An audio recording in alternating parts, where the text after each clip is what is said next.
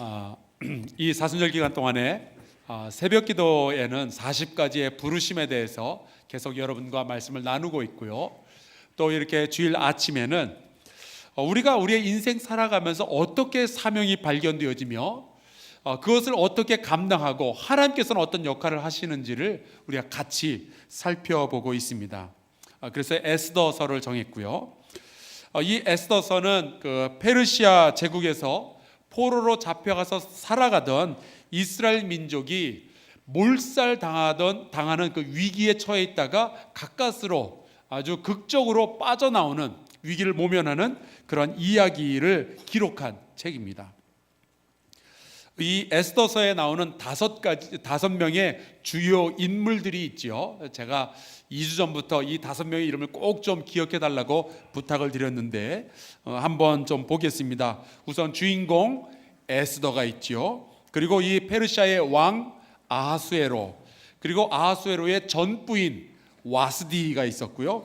그리고 이 에스더서에 나오는 악역을 맡은 사람이 하나 있습니다. 그 이름이 하만, 그리고 에스더 왕비의 사촌 오빠이자 주연 같은 조연, 무슨 개요? 모르드게. 5명의 주요 인물이 있습니다. 근데 놀랍게도 이곳에 이름조차 드러나지 않는 진짜 주인공이 있어요. 그분이 누굴까요? 여호와 하나님이십니다. 자, 이것을 기억하신다면 우리가 이 에스더서를 읽는데 굉장히 쉬워질 거예요.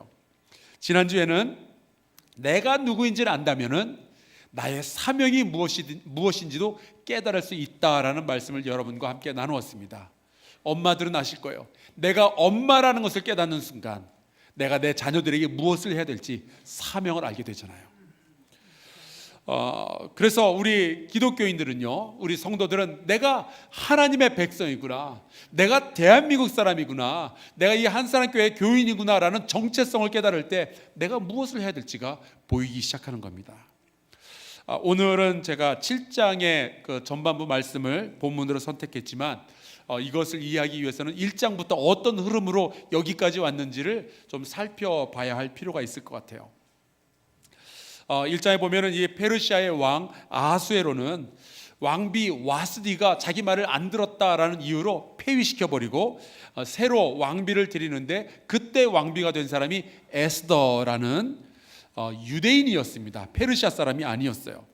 근데 일단은 그것을 비밀로 하고 있습니다. 그런데 페르시아 왕국의 제2인자로 급부상한 사람이 하만인데, 이 하만은 이 유대인 모르드게와 앙숙이 되었어요. 그런데 알고 보니까 이 모르드게가 유대인인 거죠. 그래서 모르드게를 죽이겠다라고 생각했던 그 사람이 이제는 유대인까지, 페르시아에 사는 유대인은 전부 몰살시켜 버리겠다라는 계획을 세우게 됩니다. 그 계획을 알게 된 모르드게가 왕비 에스더를 불러서 그에게 너도 유대인 아니냐, 너와 내 민족이 이제 죽게 되었는데 네가 쓰임 받아야 되지 않겠느냐, 네가 왕비가 된 것이 바로 이 때를 위함이 아닌지 누가 알겠느냐, 그에게 사명을 주게 되죠. 처음에 에스더는 그랬다가 함부로 왕 앞에 나가면 죽을 수도 있다라고 했다가 나중에는 죽으면 죽으리라 라는 각오를 가지고 이제 이 사명을 감당하기로 하죠.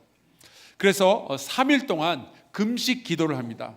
여기까지가 에스더 1장에서 4장까지 에스더가 그 환경과 상황 속에서 자기의 사명을 발견하게 되기까지의 이야기입니다.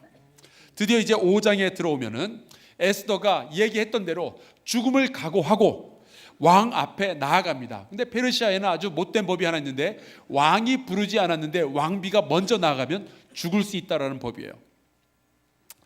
그래도 이 에스더는 최선을 다합니다. 왕후의 예복을 예쁘게 차려입고 그 왕궁 안뜰, 왕이 보이는 맞은편에 예쁘게 서 있었습니다. 근데 왕이 에스더를 보는 순간 너무 사랑스러운 거예요.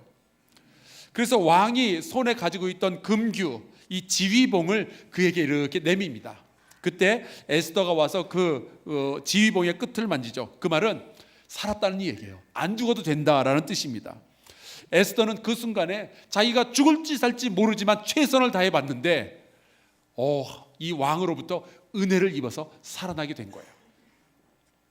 근데 여러분, 제가 성경을 읽을 때마다 느끼는 것이 하나가 있는데, 우리의 인생은 마치 왕의 처분을 기다리는 에스더랑 너무 흡사하다라는 거예요.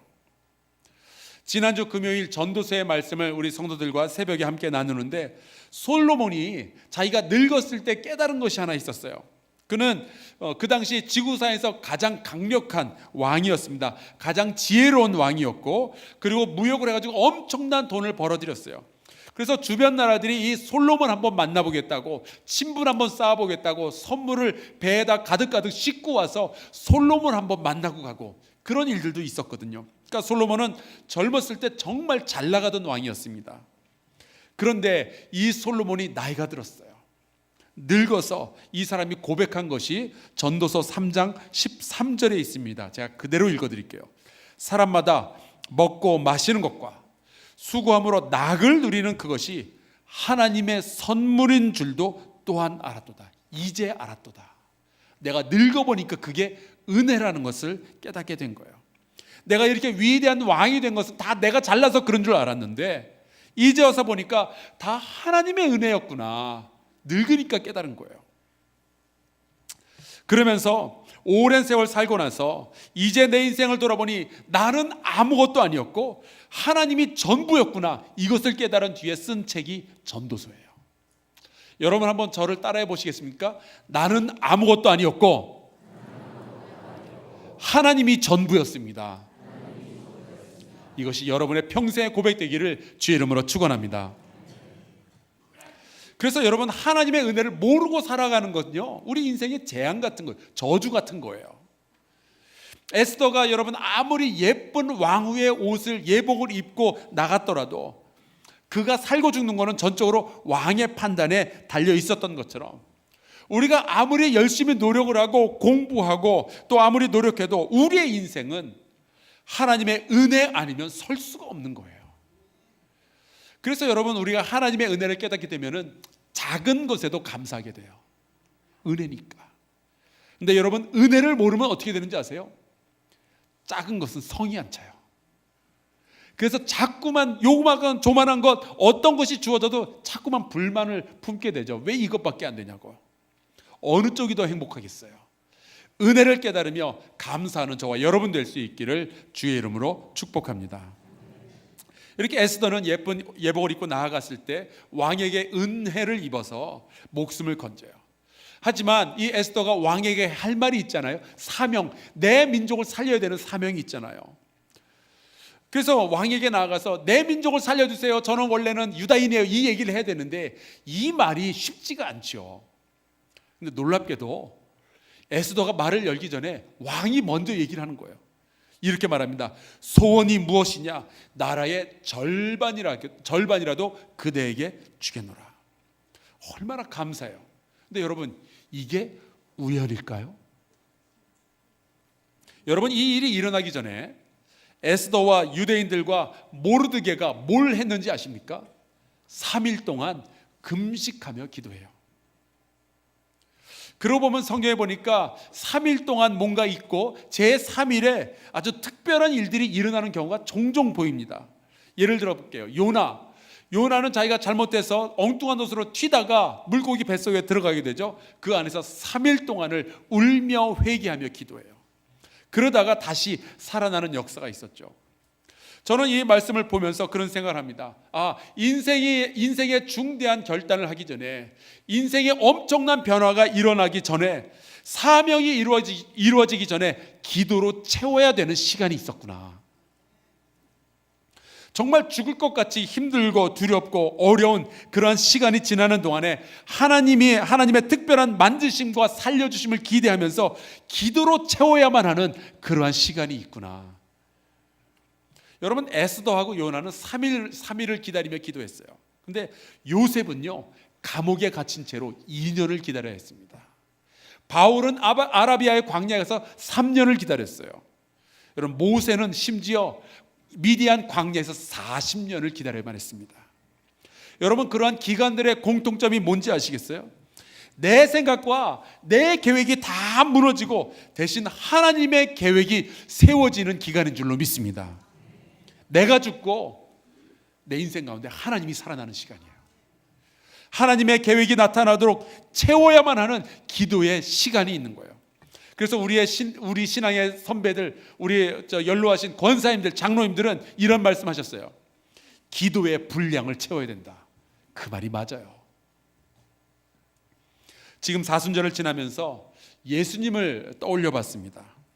분명히 예수님도 십자가를 눈앞에 두고 죽을 만치 고민하셨어요. 그래서 겟세마네 동산에 가셔서 기도하시는데 이렇게 기도하시죠. 이 잔을 내게서 옮겨주시면 안 되겠습니까? 하지만 아버지의 뜻대로 하옵소서. 보기에는 굉장히 멋진 기도처럼 보이지만 마태복음에 보니까 이 기도를 한 번 하신 게 아니더라고요. 3번 하셨어요. 그게 무슨 뜻일까요? 첫 번째 기도를 드린 후에도, 두 번째 기도를 드린 후에도 여전히 힘들고 여전히 고민됐던 거예요. 여전히 걱정되고 두려웠던 거죠. 그런데 3번째 같은 기도를 드리고 나서야 예수님께서는 이제 시간이 되었고 아버지의 뜻대로 하옵소서라는 마지막 결단을 내릴 수가 있었던 거예요. 이 시간은요, 이 기도 시간은요, 내가 죽고 하나님이 사는 시간이에요. 우리도, 여러분도, 저도 그런 시간이 필요해요. 이제 사순절 19일 남았는데 내가 죽고 예수로 사는 기도의 분량을 채워서 새로운 삶을 여는 이 사순절 남은 시간이 될 수 있기를 주 예수 그리스도의 이름으로 축복합니다. 기도의 분량을 채워야 할 때가 있어요. 그렇게 에스더가 3일 동안 기도를 하고 나서 왕 앞에 나아갔더니 드디어 사명을 감당할 기회가 왕으로부터 먼저 주어진 거예요. 네 소원이 뭐냐? 내가 나라의 절반이라도 주겠다. 그때 에스더가 이렇게 말합니다. 내가 왕을 위하여 잔치를 베풀어 싸우니 왕이 좋게 여기시거든 하만과 함께 오소서. 자, 그래서 이제 잔치 자리에 왕과 하만이 오죠. 왕이 기분이 좋습니다. 그래서 에스더한테 또 물어봐요. 소원이 무엇이냐? 나라의 절반이라도 달라면 주겠다. 두 번째 물어보는 거죠. 여러분, 우리가 사명을 감당하려고 하다 보면은 사명보다 더 좋은 일이 우리에게 주어질 때가 있어요. 사명 말고 훨씬 우리에게 이익이 되는 일이 보일 때가 있더라고요. 제가 미국에서 이제 목사로서 섬기고 있는 동안에 저는 목사로서 교회 성도 섬기는 일에 드려진 사람이에요. 제 사명은 그거예요. 저는 그러기로 제 인생을 드렸는데, 제가 그 미국 신학교에서 이제 한 학기에 한 과목씩 가르치는 사이에 한 3학기 지나가니까 그 학교에서 저에게 제안이 들어온 거예요. 혹시 풀타임으로 교수직을 맡아주지 않겠냐고. 그때 사실 고민했어요. 왜냐하면 교수가 되고 나면은 제가 하고 싶은 공부 마음껏 해도 되죠. 제가 읽고 싶은 책 마음대로 읽어도 되죠. 학생 가르치다가 진짜 좋은 게 이거더라고요. 방학 때 놀아요. 한 달도 아니고 석 달을 놀아요. 이거 좋겠다. 안식년 꼬박꼬박 챙겨서 쉬고 월급도 목사보다 훨씬 많더라고요. 그게 저한테 제안이 들어오는데 고민이 됐어요. 그래서 제가 어떻게 했을까요? 저 여러분 앞에 서 있잖아요, 지금. 사명을 붙잡았죠. 근데 여러분, 수많은 사람들이 사명 감당하다가 더 좋은 일이 나타났을 때 그것을 덥석 무는 일들이 일어나요. 교회 안에서 교사로서 사명 감당하다가 훨씬 좋은 일자리가 생기면은 교사 때려치우고 움직이는 사람들이 있어요. 찬양대 열심히 섬기고 있다가 찬양대 그 시간에 딴 일 생겼다고 얼른 바꾸는 사람들이 종종 있어요. 여러분은 평생 노래하는 사명 잘 감당하시기를 주의 이름으로 축원합니다.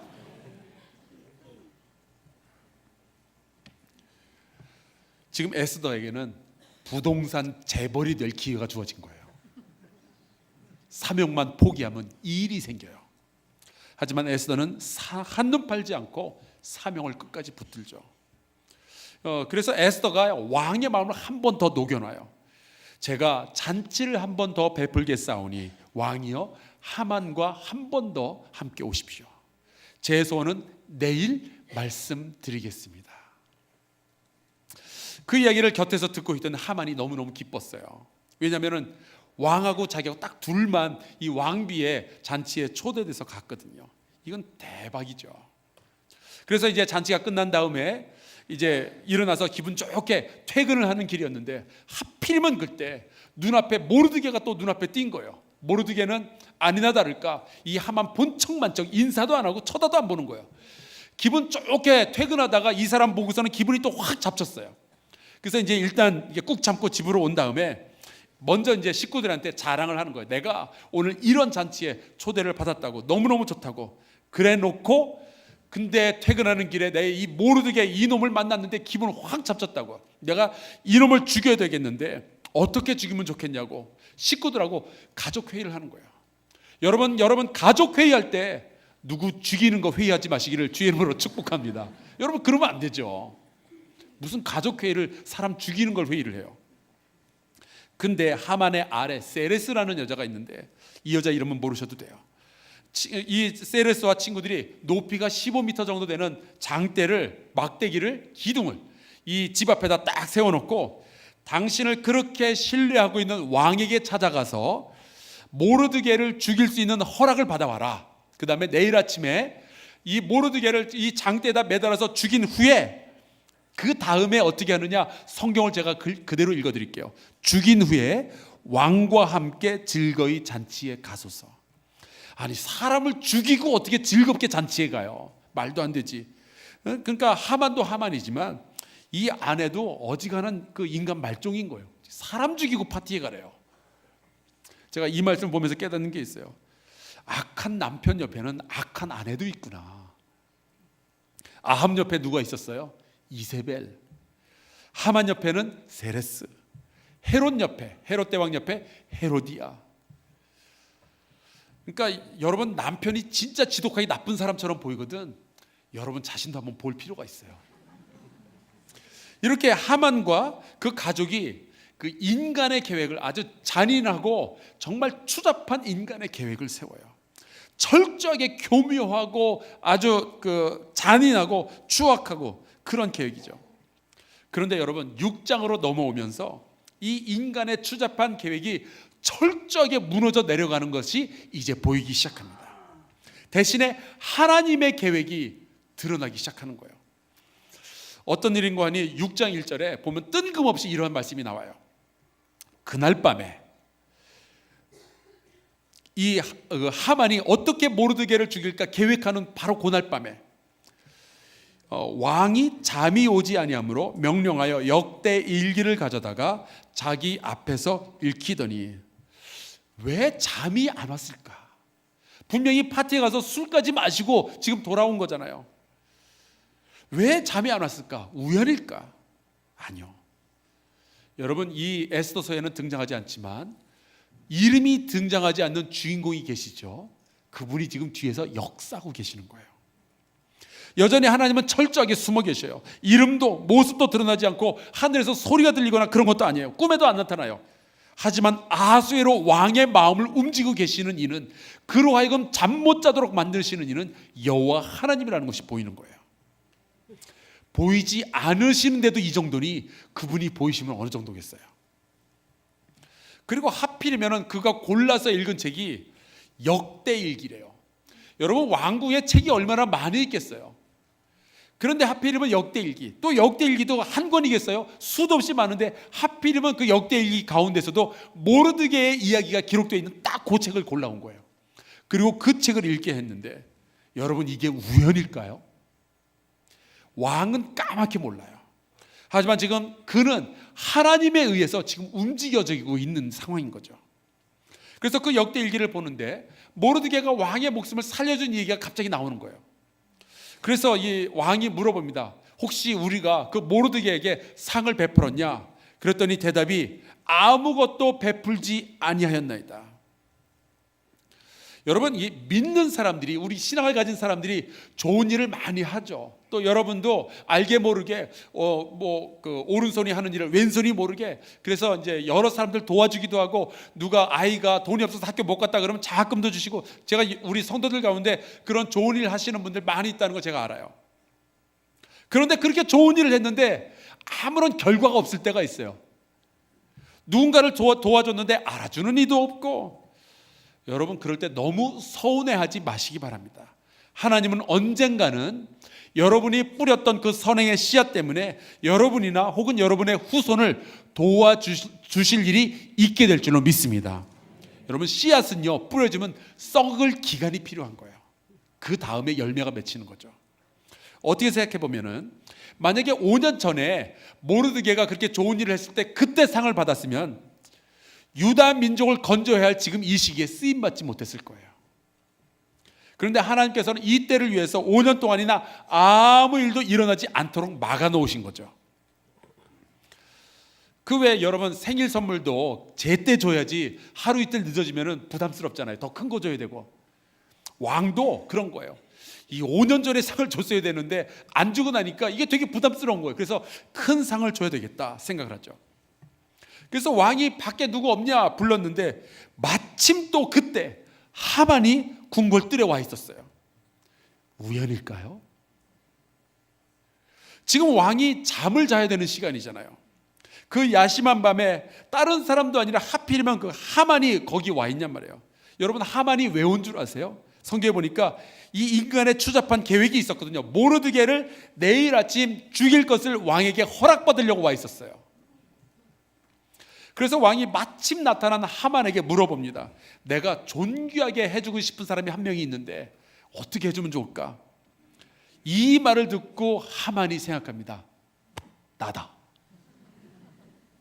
나를 놀래켜 주려고 왕이 지금 나한테 은근히 떠보는 거다. 여러분, 내 인간의 계획에만 집중하고 하나님의 계획은 안중에도 없는 사람은요, 이렇게 착각 속에서 빠져서 살아가게 돼요. 내가 내 인생의 주인공이다. 내 계획대로만 움직이면 모든 것은 형통할 것이고 모든 사람들은 행복할 것이다. 천만에요. 하나님의 계획을 떠나서 살아가는 사람의 마지막은요, 멸망이에요. 이 착각 속에 빠진 하만이 그 다음부터는 자기가 평소에 해보고 싶었던 걸 다 얘기를 하는 거예요. 뭐라고 하는 거니? 우선 왕의 말 중에서 좋은 거 한 마리를 꺼내서 상 받을 그 사람을 거기다 태워주시고 왕의 옷을 입혀주시고 왕의 그 면류관을 씌워주셔서, 그리고 이 도시를 두루두루 돌아다니면서 말하기를 왕에게 충성하는 자에게는 이렇게 보상을 내린다, 이런 것을 백성에게 알게 하소서. 그리고 그 말을 끌 사람은 왕의 궁궐에서 신하들 가운데서 가장 존귀한 사람 보고 그 말을 끌도록 하소서. 무슨 소린가 하니 왕이 넘버 원이잖아요. 그리고 자기가 넘버 투잖아요. 자기보다 밑에 사람 하나 있을 거 아니에요. 넘버 쓰리. 이 사람이 말을 끌면서 자기를 태워가지고 돌아다니면은 넘버 투와 넘버 쓰리 차이가 무지나게 보일 거 아니에요. 그러니까 넘버 쓰리가 감히 자기 넘보지 못하도록 하려고 이런 생각을 순식간에 다 말한 거예요. 여러분 혹시 그런 생각 안 해보셨어요? 난 왜 이렇게 머리가 좋지? 난 천재인가 봐. 여러분 그런 생각 해보셨어요? 해보셨죠? 가만히 계시지만 해보셨을 거예요. 지금 하만이 그러고 있는 거예요. 나 진짜 머리 너무 좋은 거 아니야 이거?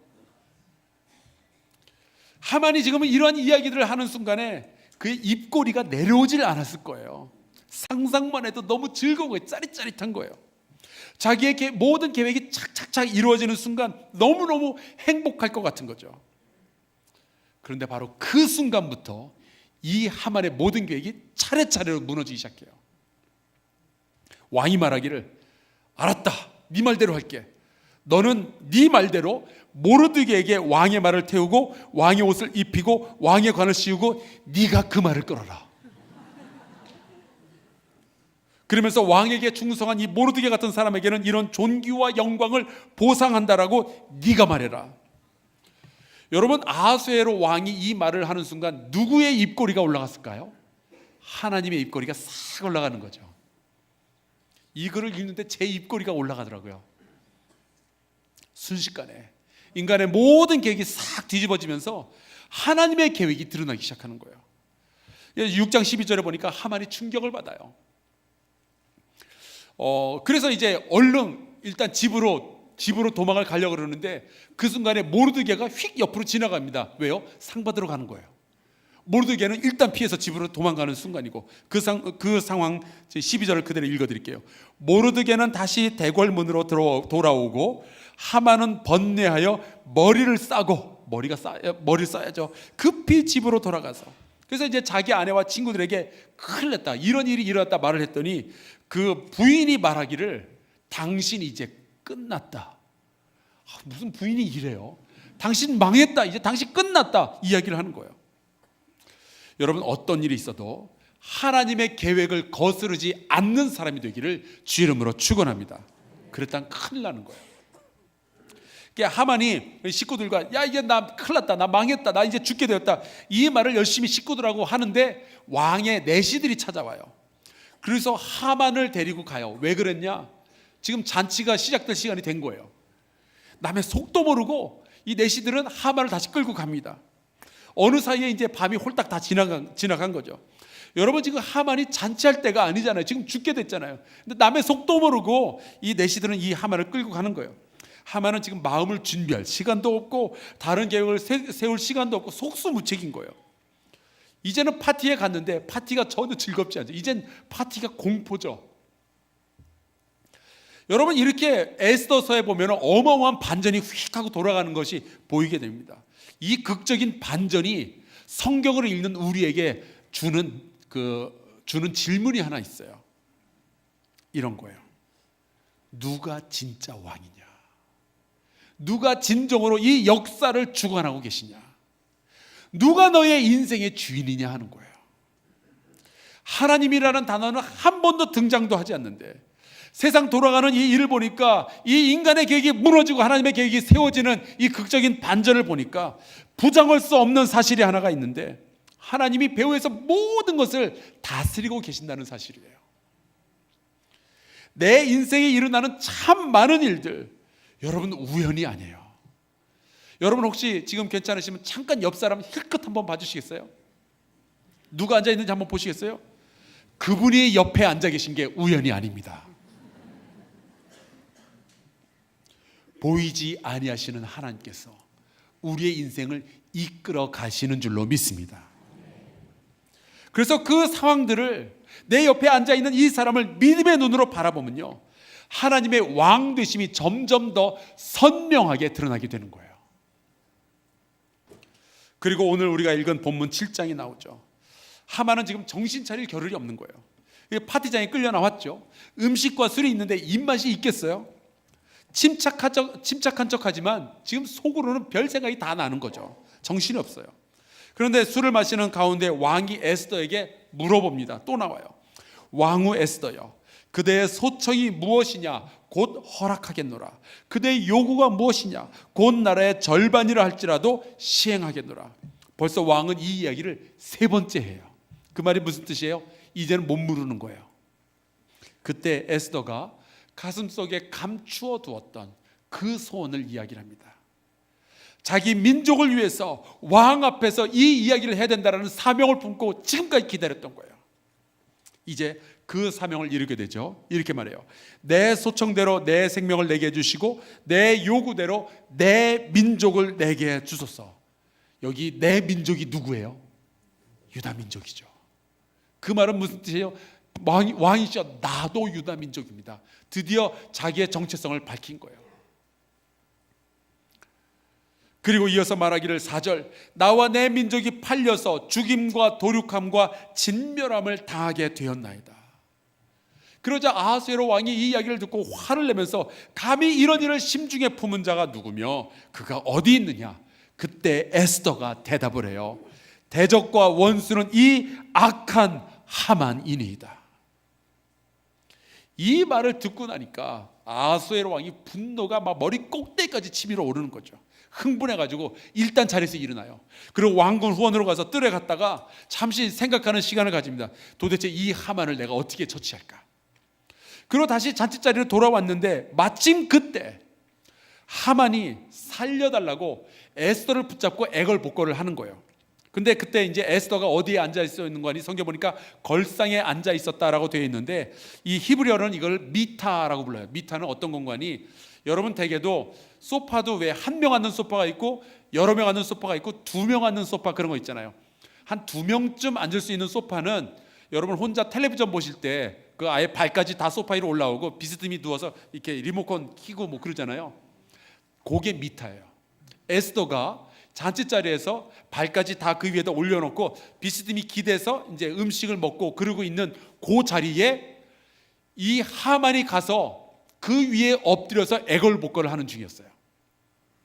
근데 왕이 딱 와서 보니까 그 장면을 들켰는데 그 모습이 마치 하만이 에스더를 성폭행하려고 하는 것처럼 보인 거죠. 여러분, 이게 우연일까요? 요즘처럼 미투 얘기 자꾸 나오는데 이 본문을 제가 선택한 것이 우연일까요? 지금 하만의 계획은 하나하나 무너져 내려가는 중이에요.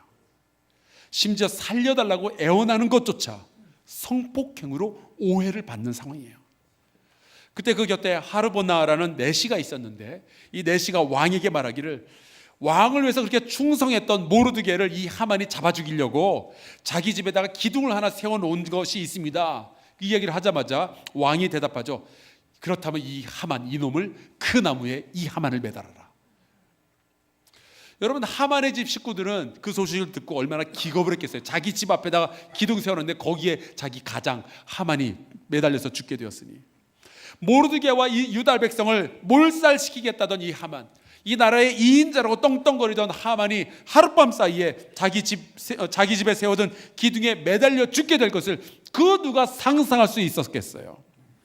근데 여러분, 한 분은 상상하고 있었어요. 알고 계셨어요. 그분이 누굴까요?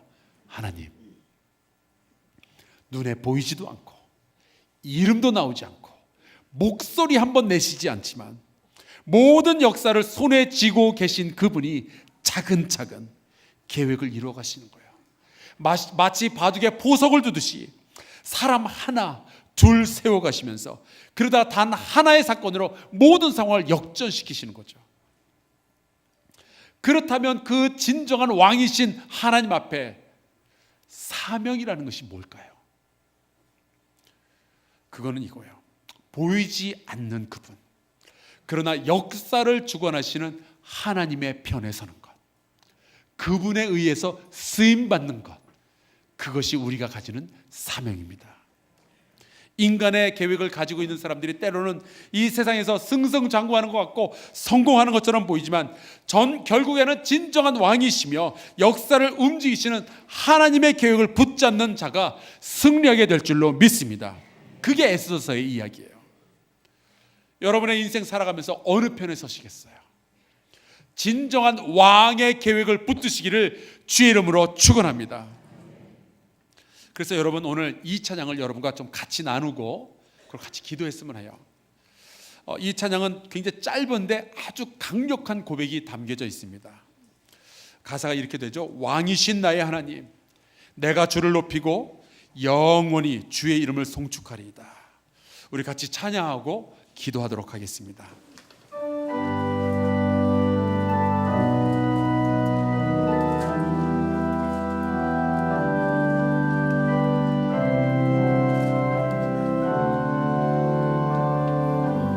왕이신 나의 하나님, 왕이신 나의 하나님, 내가 주를 높이고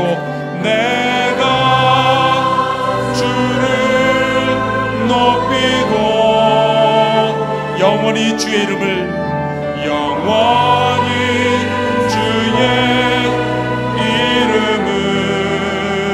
송축하리이다.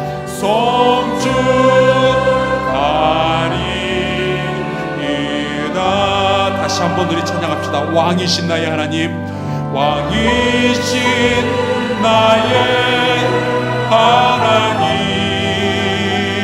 내가 주를 높이고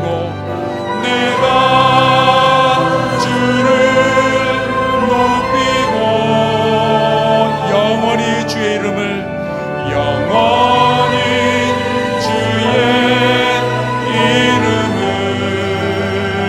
송축하리이다.